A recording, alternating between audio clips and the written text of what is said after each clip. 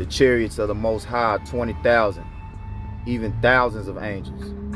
The Lord is among them as in Sinai, in the holy place. Psalm 68, verse 17.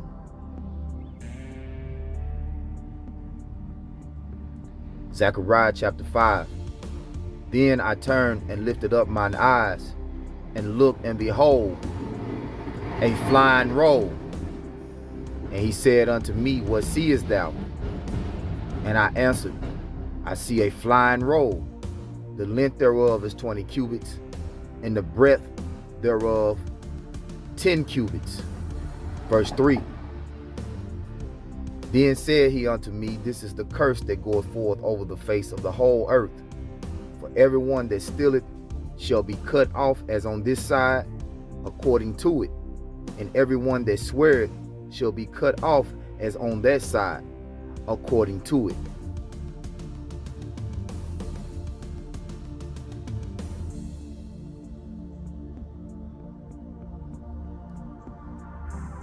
Isaiah 31, verse 5. As birds flying, so will the Lord Yahweh of hosts defend Jerusalem. Defending also, he will deliver it, and passing over, he will preserve it.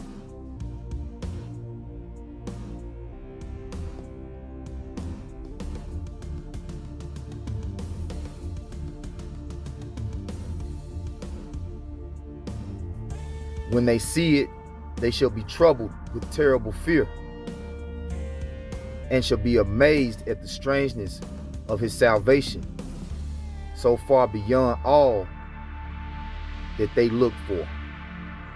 Wisdom of Solomon, chapter 5, verse 2.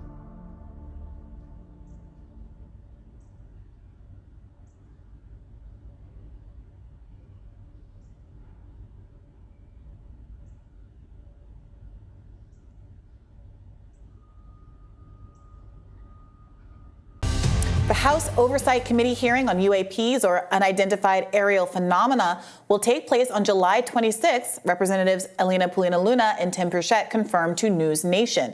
Here's journalist Leslie Keene talking to News Nation on the matter. Anticipate may testify. Well, I know that the office of Tim Burchett, Representative Tim Burchett, who is one of the people who's going to chair this meeting, is going to have a press conference on Thursday. They're going to announce at that press conference the logistics and the details, and I assume they will announce who the witnesses are as well. I know of at least 3 that will be there. I'm not at liberty to disclose who they are, but we will be finding out very soon. And in regards to Representative Burchett, he said this about pilots and the fact that they are not lying, he says, about what they're seeing. Take a listen. We've had actually 13 near-miss encounters. And to think that, we've got a $50 million aircraft and some of the best pilots in the world who are risking their lives, why would they lie about it, honestly? All they're going to do is catch hell from their superiors, and this is ridiculous. And here's some more of that interview. Leslie, you've spoken with pilots. Do they have any incentive to lie about what they've seen? No, absolutely not, Marnie. I mean, you could imagine how detrimental that would be to their careers and their reputation, because if they were lying, eventually that would come out. I think the only argument anybody could make to question what they're saying is whether what they have seen is not some exotic technology, that it could be secret technology that we ourselves in the United States have developed, or possibly some other nation. That is a reasonable question to ask, but I think the idea of them lying outright is just makes no sense at all. It's just ridiculous. Are the accounts from government officials and your sources consistent to some of the whistleblower statements that we have heard? Do the stories match up? Absolutely, they do, Marnie. And I think that's what's so important, too, about David Grush, is for people to realize that he is not the only whistleblower referring to these exotic crashed objects that are of non-human origin. I have spoken to witnesses over the years, to people with clearances who have told me off the record the same things. And we know for a fact that others have also told Congress that. And these are people with firsthand knowledge which David Grush didn't have. So yes, there is a lot of confirmation from very highly respected and highly credentialed people in the intelligence community and elsewhere who have vouched for what he has said and have vouched for him as a credible and honest person.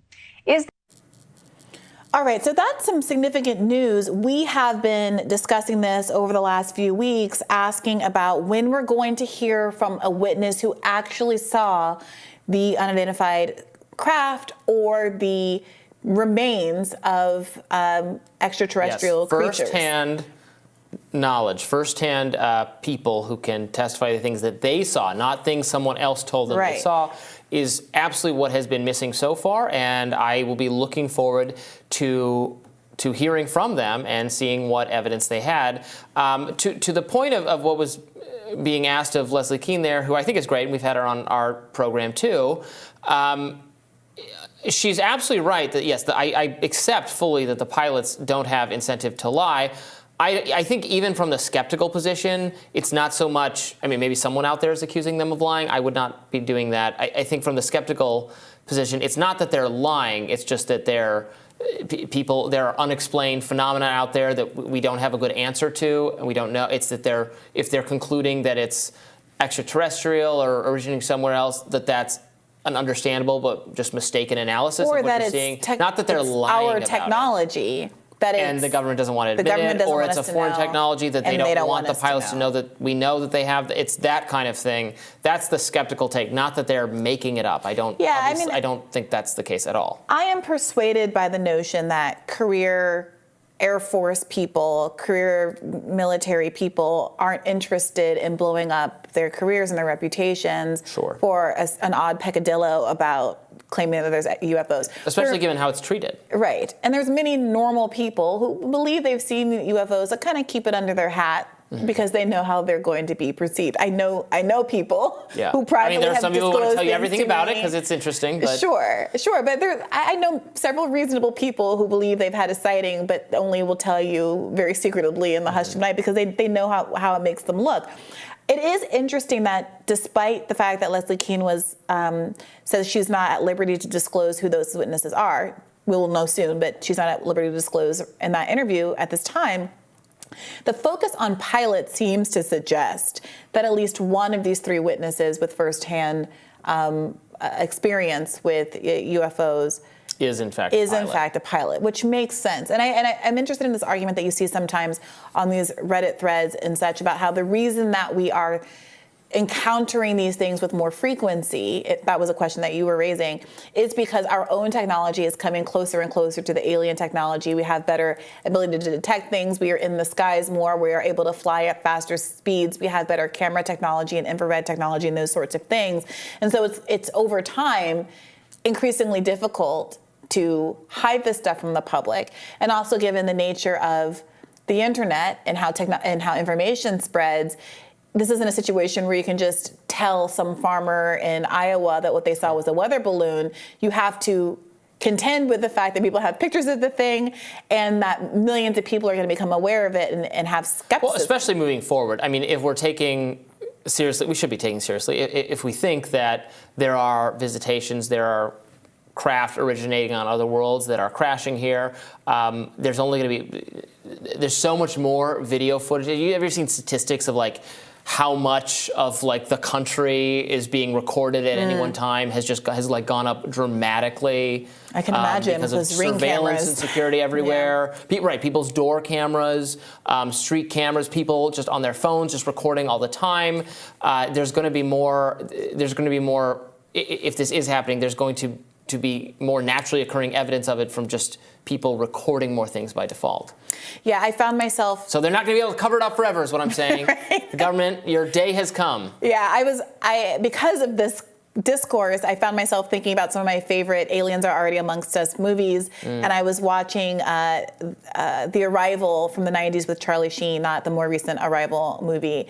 And spoiler alert for a 25-year-old movie, but part of what's so interesting is how as Charlie Sheen starts to catch on to what's going on and the aliens are trying to get rid of his research, shut him down. He used to work at a NASA or NASA type agency. There's an alien there that ends up firing him. They come to his house when he's not there, and they have a device that basically sucks up all of his research into a little ball and destroys it.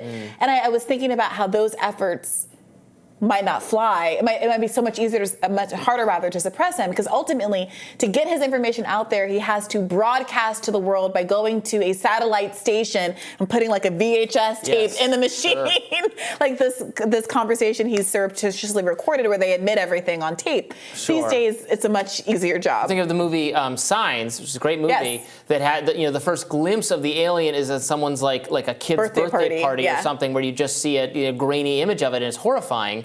But it's not like the aliens are starting to infiltrate, and there's not like tons of video footage. Right. There's that one image because recording software cameras is not totally ubiquitous yet. I forget when that movie came out. It was like 2000. Yeah. These days it would be just an alien fully walking into the middle of one of those like Disney birthday parades where Dora the Explorer is like crunching. Or your little TikTok. Somebody's doing a TikTok. Hey, 6 fashion tips for you. And Exactly. All right. So we don't meet this as a serious subject. We always get a little silly. Well, because there's not enough to say to fill the segment because we haven't seen the testimony yet. There will be soon. I'm really looking forward to this hearing on the 26th. Come back. Stay tuned.